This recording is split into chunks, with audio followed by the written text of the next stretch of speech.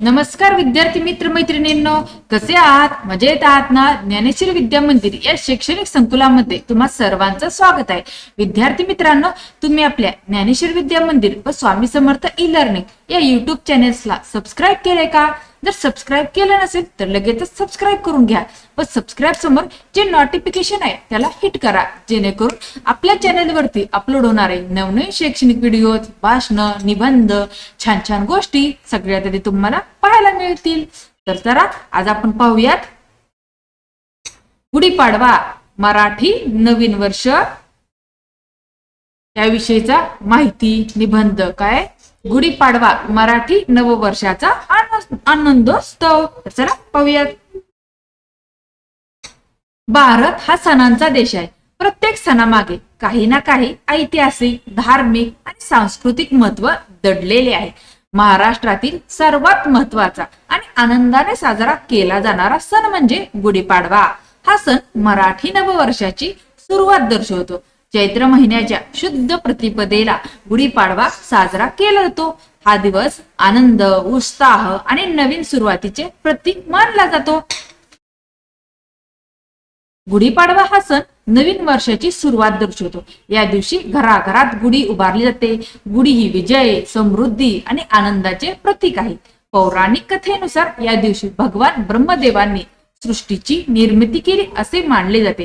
तसेच भगवान राम यांनी रावणावर विजय मिळवून अयोध्येत परत आल्याचा आनंद व्यक्त करण्यासाठी गुढी उभारली गेली असेही सांगितले जाते. इतिहासात असेही मानले जाते की छत्रपती शिवाजी महाराज यांनी विजय मिळवल्यानंतर विजय ध्वज उभारला. त्याची आठवण म्हणून गुढी उभारण्याची परंपरा सुरू झाली. गुढी उभारताना बांबूच्या काठीवर सुंदर रेशमी किंवा नवीन वस्त्र बांधले जाते. त्यावर साखरेच्या गाठी, फुलांची माळ आणि कडुलिंबाची पाने लावली जातात. वरती चांदीचा किंवा तांब्याचा कलश ठेवला जातो. गुढी घराच्या प्रवेशद्वाराजवळ किंवा खिडकीत उंच ठिकाणी उभारली जाते. गुढी म्हणजे विजय आणि यशाचे प्रतीक मानले जाते.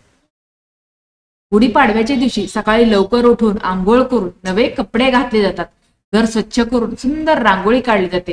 गुढीची पूजा केली जाते. या दिवशी कडुलिंब आणि गुळ खाण्याची प्रथा आहे. कडुलिंब कडू असतो तर गुळ गोड असतो. जीवनात सुख दुःख दोन्ही येतात, हे या मागील संदेश आहे. गुढीपाडव्याला श्रीखंडपुरी, पुरणपोळी यांसारखे स्वादिष्ट पदार्थ बनवले जातात. नातेवाईक आणि मित्रपरिवार एकमेकांना शुभेच्छा देतात. गुढीपाडवा हा सण केवळ धार्मिक नाही तर सांस्कृतिक दृष्ट्याही महत्वाचा आहे. या दिवशी अनेक ठिकाणी शोभायात्रा काढल्या जातात. लोक पारंपरिक पोशाख परिधान करून उत्साहात सहभागी होतात.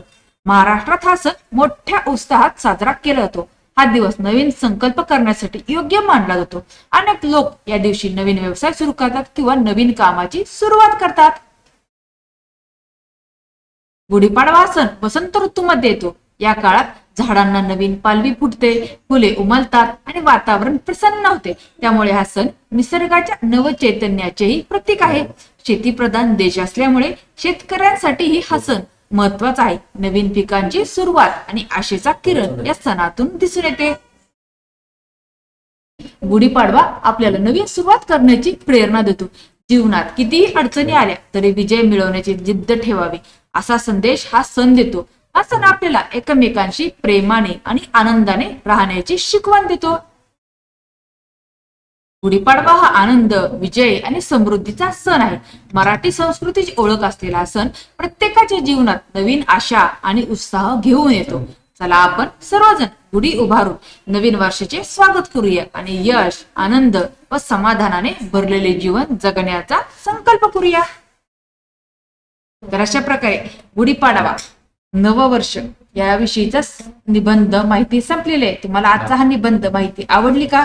आवडली असेल तर निबंध माहितीला जास्तीत जास्त शेअर करा. चॅनलला सबस्क्राईब करा. धन्यवाद.